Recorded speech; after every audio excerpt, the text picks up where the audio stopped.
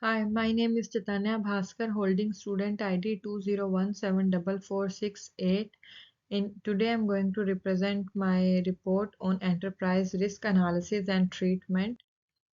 There are five valuable assets, which are the five most valuable assets of Sport X.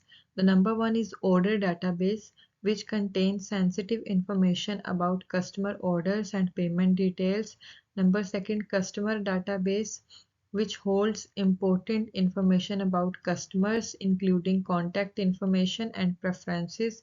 Number three, product database keeps track of product information, pricing, and inventory. Number four, employee database stores sensitive employee information and access credentials. Number five, e-commerce website, in which main way to sell product online and maintain a strong online presence. In the next slide, I have created a weighted factor analysis worksheet which include order database, customer database, product database, employee database, and e-commerce website are the parts of asset and their impact on revenue, their operational dependence, legal and compliance, reputational damage, and their total weighted score. In the next slide, there are two threats against assets. Number one, order database, in which unauthorized access and data loss corruption. Second, customer database, data breach and insider threats. Number three, product database, product data manipulation and database breach. Number four, employee database, phishing attacks and insider data theft. And number five, e-commerce website, DDoS attacks and web application vulnerabilities. And there are also identifying vulnerabilities for the assets, which include weak authentication and access control in order database, insufficient encryption of data in customer database, lack of patch management in product database, threats from insiders and abuse of power in employee database, lack of secure coding practices in e-commerce website. As well as there are risk calculations also, which includes TVA triplet in unauthorized access to customer database, TVA triplet in data breach of orders database, TVA triplet in manipulation of product database.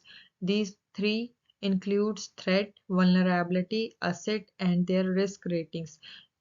There are different kinds of risk rating in these three risk calculations. So in risk calculation, TVA triplet insider data theft from employee database, there is insider threat and privilege abuse vulnerabilities, and assets are employee database, and risk rating is 2. Whereas in TVA triplet, web application vulnerabilities on e-commerce website, there is threat, web application vulnerabilities, lack of secure coding practices, asset, e-commerce website, and risk rating is 1.67. In the next slide, there is a treatment strategy for each risk. Number one risk is unauthorized access to customer database, in which there is a treatment strategy about implement strong authentication and access controls, such as two-factor authentication and role-based access control. And justification includes strong authentication and access controls to reduce the likelihood of unauthorized access. Two-factor authentication adds an extra layer of security. Role-based access controls ensures that users have appropriate permissions, limiting potential damage from unauthorized access. Second one is about data breach of orders database, in which treatment strategies about implement encryption mechanisms for stored data and ensure regular security audits and vulnerabilities. Encryption in the justification, encryption protects sensitive data, making it difficult for attackers to exploit even if they gain unauthorized access. Regular security adults and vulnerability Assessments help identify and address vulnerability proactively, reducing the risk of damage. And third one is also about manipulation of product database, in which there is a treatment strategy about implement a robust patch management process to prompt apply security patches and updates to the product database, and justification is also the part of this point. Number 4 is about insider data theft from employee database. Implement strict access controls, leave privileges principles, and conduct regular employee awareness training program. And in the justification, strong access controls limit employees' access to sensitive data, reducing the risk of unauthorized data theft. Implementing the least privilege principle ensure employees have access only to the information required for their roles. Employee awareness training raises awareness about security risk and the consequences of the data theft. Web application vulnerabilities on e-commerce website. In the treatment strategy, it follows secure coding practices, conduct regular reviews, and perform vulnerability assessment and penetration test. Whereas in justification, secure coding practices minimize the risk of web application vulnerabilities.